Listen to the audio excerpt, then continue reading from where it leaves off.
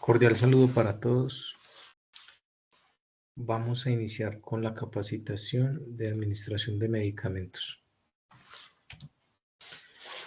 La administración de medicamentos se define como un procedimiento mediante el cual se proporciona un medicamento a un paciente. Esta actividad debe ser realizada por personal de salud entrenado y debe garantizar siempre la seguridad para el paciente.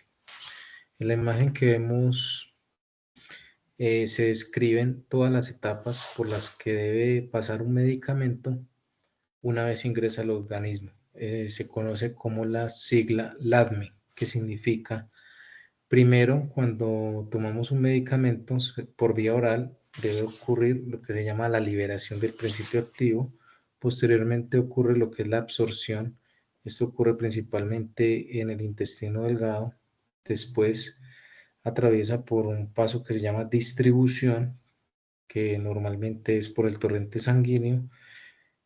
A la par empieza también a ocurrir lo que se llama el metabolismo, que es lo que le hace el organismo al medicamento para poderlo eliminar fácilmente, principalmente por la orina.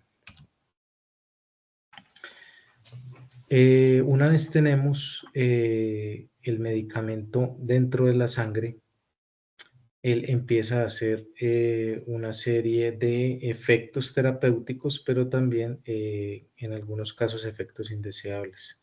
Muchos de ellos se acumulan en sitios de reserva y se van metabolizando para finalmente eliminarse del organismo. La principal recomendación en la administración de los medicamentos es la aplicación de los 10 correctos. El primero de ellos es administrar el medicamento correcto. Esto se realiza comprobando por lo menos 3 veces el medicamento al sacarlo del recipiente, al prepararlo y antes de administrarlo. Es importante verificar la fecha de vencimiento del medicamento y no administrar medicamentos preparados por otras personas. El segundo es administrar el medicamento al paciente correcto. Esto siempre se deberá comprobar preguntándole al paciente el nombres y apellidos completos. En caso de que el paciente esté en coma, se debe preguntar a los acompañantes y aquí es muy importante utilizar siempre la manilla de identificación. El tercero es administrar la dosis correcta. Esto se verifica en la orden médica, corroborando la dosis. Si tiene dudas, consultar siempre al médico, ya que a veces ellos también se pueden cometer algún error, se les puede ir un cero de más y con esto se puede evitar un evento adverso. Se deben confirmar cálculos y diluciones realizadas antes de administrar los medicamentos para confirmar que hayan sido hechas de manera correcta.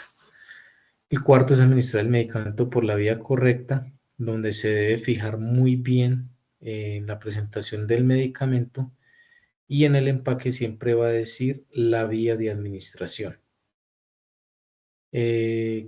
Cada vía, recordemos que tiene diferentes tiempos de absorción, siendo la más rápida la intravenosa, seguido por la intramuscular, oral y rectal. Antes de retirarse de la habitación del paciente, debemos verificar que se haya tomado todos los medicamentos y nunca dejar estos medicamentos en la unidad del paciente.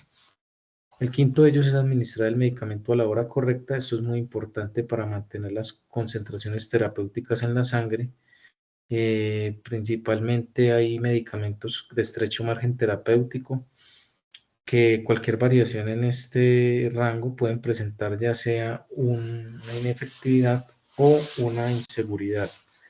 También los antibióticos para evitar resistencia bacteriana siempre deben mantenerse en la concentración adecuada.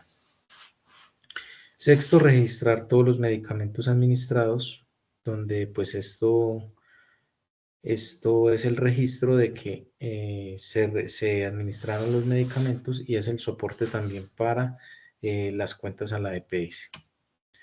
El séptimo es educar al usuario y la familia sobre el medicamento que se administra. Es importante siempre informar al paciente y su familia informarle qué le estamos administrando, para qué sirve y cuáles son sus reacciones adversas principales en caso de que se presente.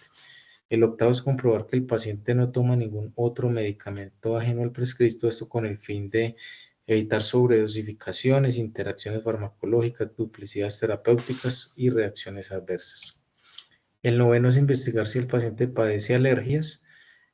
Antes de administrar el medicamento, siempre se debe indagar esto con el fin de evitar alguna reacción alérgica que el paciente ya haya tenido. Y el décimo, no menos importante, es antes de preparar y administrar un medicamento, realizar el correcto lavado de manos siguiendo los pasos adecuados, con el fin de evitar generar una infección al paciente.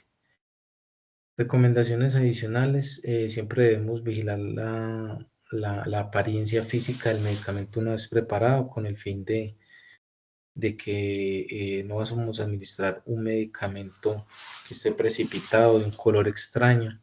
Vigilar la aparición de reacciones adversas, así como el efecto esperado. Debemos revisar siempre la orden médica, que esté completa, que tenga toda la información respecto al medicamento y del paciente. Tener claro cómo diluir los medicamentos y la concentración a los que lo debo llevar. Cada vez que reciba medicamentos de farmacia, comprobar que sean los medicamentos solicitados, no confiarnos. Se deben marcar las jeringas que contienen los medicamentos con el nombre completo del paciente, igualmente para las bolsas de solución. Se debe preparar todo lo necesario para administrar los medicamentos, como bandejas con alcohol, caneca roja, guardián, jeringas, diluyentes, etc. Nunca debemos dejar medicamentos en el cuarto del paciente y nunca debemos registrar un medicamento sin haberlo administrado previamente. No tomar prestado medicamentos de otros pacientes, realizar el doble chequeo para la administración de medicamentos, sobre todo los de alto riesgo, cuando vayan por bomba de infusión. El doble chequeo es la verificación por otra persona de que se hayan hecho los cálculos adecuados para la infusión. Tener en cuenta la forma correcta de administración de los medicamentos según su forma farmacéutica. En esta imagen, lo que nos da a entender es que la seguridad del paciente la podemos garantizar siempre realizando la verificación del paciente, de la orden médica y del medicamento. Ahora vamos a ver lo que son los medicamentos de alto riesgo. Se define como aquellos que, cuando se utilizan incorrectamente, presentan un riesgo elevado de causar daños graves o incluso mortales a los pacientes. Todas EPS e IPS deben definir planes de manejo que eviten errores de prescripción, dispensación, administración y las subsecuentes consecuencias para los pacientes. Normalmente para estos medicamentos deben haber guías especiales, deben estar identificados con un color especial para que el personal los pueda identificar como de alto riesgo.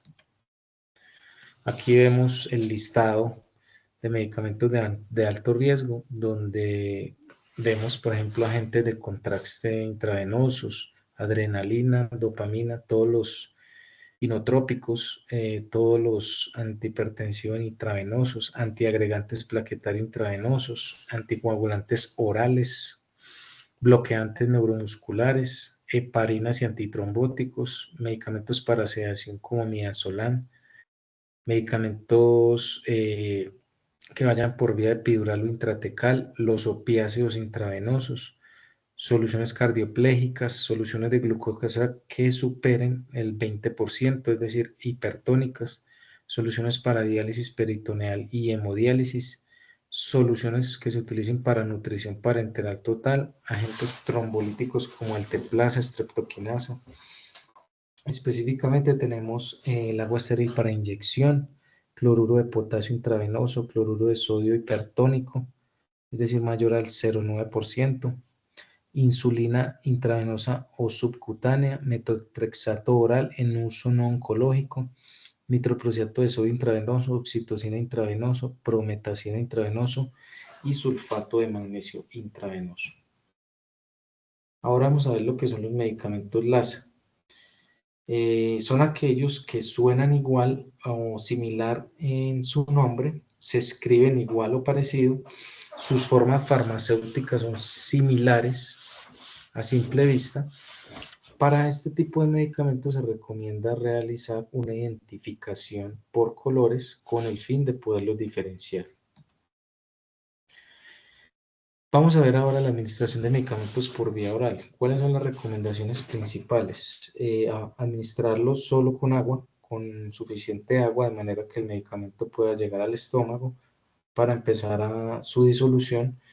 No partir las tabletas para dar la mitad de la dosis, se recomienda mejor triturarla y disolverla en agua para dar la mitad, ya que no se garantiza que partiendo la tableta en la mitad esté exactamente la mitad de la concentración. Tener en cuenta la farmacocinética del medicamento para saber si lo administramos antes o después de los alimentos.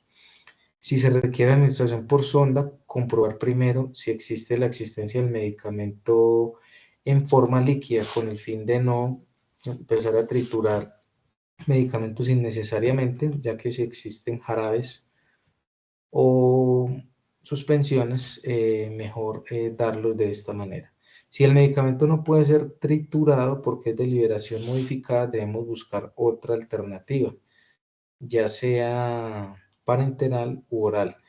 Por ejemplo, el nifedipino de 30 miligramos no puede ser triturado. En ese caso debemos acudir al nifedipino de 10, que sí puede ser triturado y disuelto para ser administrado por sonda. Si el medicamento es de liberación modificada, bueno, ya había mencionado, no puede ser triturado. Debemos verificar si la sonda es gástrica o pilórica, para asimismo escoger el vehículo más apropiado para disolverlo.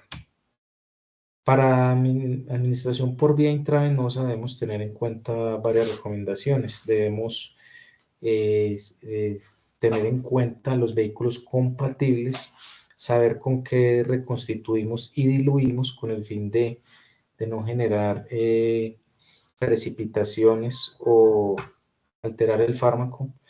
Debemos saber la concentración de la solución, debemos saber la estabilidad una vez diluidos, saber si es fotosensible o termosensible, si lo debemos almacenar en la nevera o temperatura ambiente.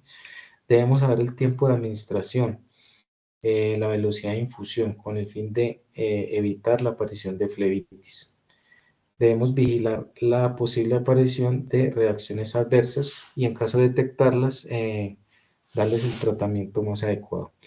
También debemos saber y verificar las compatibilidades en Y, es decir, si por una llave de 3 vías yo puedo administrar 2 medicamentos al mismo tiempo y que sean compatibles.